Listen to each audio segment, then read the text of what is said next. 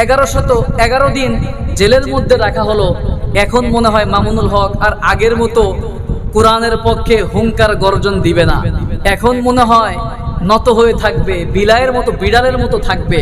কিন্তু আল্লামা মামুনুল হক তিনি ইমানের বলে এত বেশি বলিয়ান হয়েছেন, তিনি জেল থেকে বের হওয়া মাত্রই, রাজপথে আসা মাত্রই হাজার হাজার মানুষের সামনে হুঙ্কার আর গর্জন দিয়ে তিনি দেখিয়ে দিয়েছেন ইমানদারদের উপর যত বিপদ আসুক না কেন, ইমানদার কখনো দুর্বল হয় না। ইমানদারদের উপর বিপদ আসলে ইমানদারদের ইমান আরো তাজা হয়ে যায়। বাতিলরা মনে করে থাকে আলেমদেরকে জেলের মধ্যে ভরতে পারলেই মনে হয় জনগণ থেকে আলেমদেরকে বিচ্ছিন্ন করা যাবে। কিন্তু মনে রাখতে হবে, আলেমদেরকে যুগের পরে যুগও যদি আপনি জেলের মধ্যে ভরে রাখেন, বিন্দু মাত্র জনগণের মন থেকে আলেমদের ভালোবাসা কমে যাবে না। আল্লাহ রাব্বুল আলামিন পবিত্র কোরআনুল কারীমের সূরা আনকাবুতের 2 নম্বর আয়াতের মধ্যে বললেন, আহাসিবান নাস, মানুষেরা কি এমনটা ধারণা করে আইয়ুতরাকু আইয়াকুলু আমান্না, শুধুমাত্র এতটুকু বলবে যে আল্লাহ রাব্বুল আলামিনকে বিশ্বাস করলাম, তাহলে তাকে ছেড়ে দেওয়া হবে, কোনো পরীক্ষা নেওয়া হবে না? এমনটা মনে করার কোনো প্রশ্নই উঠে না।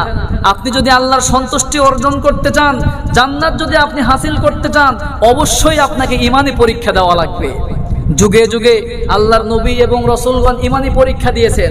ইব্রাহিম নবী ঈমানি পরীক্ষা দিতে দিতে তার জীবনটা পর্যন্ত শেষ হয়ে গেছে। আমার ভাইয়েরা, ইউসুফ আলাইহিস সালামের কথা আপনারা কে না জানেন? তার নামে মিথ্যা মামলা দিয়ে, নারী কেলেঙ্কারির মামলা দিয়ে, ধর্ষণের মামলা দিয়ে জেলের মধ্যে তাকে পাঠিয়ে দেওয়া হয়েছে। ইমাম বুখারী আলাইহির রহমা, তাকেও আপনারা অনেকে জানেন, জেল খাটা লেগেছে। আবার ইমাম আহমদ ইবনে হাম্বল, তিনিও জেল খেটেছেন, যার মাযহাব মানি ইমাম আবু হানিফা রাহিমাহুল্লাহ, তিনিও জেল খেটেছেন। শুধুমাত্র জেল খাটেন নাই, জেলের মধ্যে তিনি শহীদ পর্যন্ত হয়ে গেছেন। আমার ভাইয়েরা, জেল খাটা, জেলে যাওয়া এটা নতুন কোনো বিষয় নয়। বাতিলরা মনে করে থাকে আলেমদেরকে জেলের মধ্যে ভরতে পারলেই মনে হয় জনগণ থেকে আলেমদেরকে বিচ্ছিন্ন করা যাবে। কিন্তু মনে রাখতে হবে, আলেমদেরকে যুগের পরে যুগও যদি আপনি জেলের মধ্যে ভরে রাখেন, বিন্দু মাত্র জনগণের মন থেকে আলেমদের ভালোবাসা কমে যাবে না।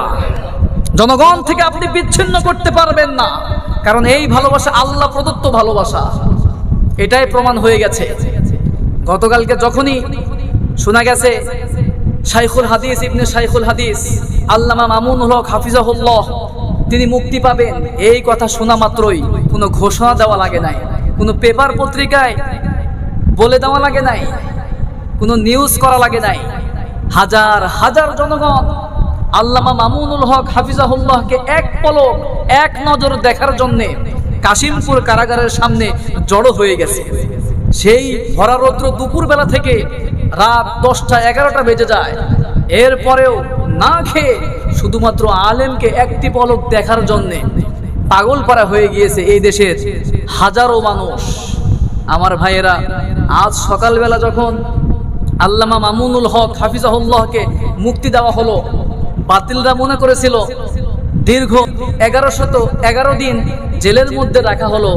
এখন মনে হয় মামুনুল হক আর আগের মতো কোরআনের পক্ষে হুঙ্কার গর্জন দিবে না। এখন মনে হয় নত হয়ে থাকবে, বিড়ালের মতো থাকবে। কিন্তু আল্লামা মামুনুল হক তিনি ইমানের বলে এত বেশি বলিয়ান হয়েছেন, তিনি জেল থেকে বের হওয়া মাত্রই, রাজপথে আসা মাত্রই হাজার হাজার মানুষের সামনে হুঙ্কার আর গর্জন দিয়ে তিনি দেখিয়ে দিয়েছেন ইমানদারদের উপর যত বিপদ আসুক না কেন, ইমানদার কখনো দুর্বল হয় না। ইমানদারদের উপর বিপদ আসলে ইমানদারদের ইমান আরো তাজা হয়ে যায়। আল্লামা মামুনুল হক হাফিজাহুল্লাহ তিনি বক্তব্য দিতে গিয়ে বললেন, আল্লাহর এই জমিনে আল্লাহ এবং তার রাসূলকে অবমাননা করা হবে, এটা বিন্দুমাত্র সহ্য করা হবে না। আর বলেছেন, হয়তো খিলাফা নয়তো শাহাদা, যে কোনো একটা বরণ করে নিব। সুতরাং আমাকে আপনাকে প্রস্তুত থাকতে হবে, আপনাকে প্রস্তুত থাকতে হবে। পরীক্ষা আসবেই, পরীক্ষা আসলে ভয় পাওয়া যাবে না। পরীক্ষা আসলে আল্লাহর সাহায্য চাইবেন, ধৈর্য ধারণ করবেন। আল্লামা মামুনুল হক হাফিজাহুল্লাহকে জেলের মধ্যে রেখে বাতিলরা মনে করেছিল আল্লামা মামুনুল হকের জনপ্রিয়তা কমে গিয়েছে। কিন্তু জেলের মধ্যে রাখার পরে, জেল থেকে বের হয়ে আসার পরে আগে যতটুকু জনপ্রিয়তা ছিল, এখন তার চাইতে হাজার কোটি গুণ জনপ্রিয়তা আরো বেড়ে গিয়েছে।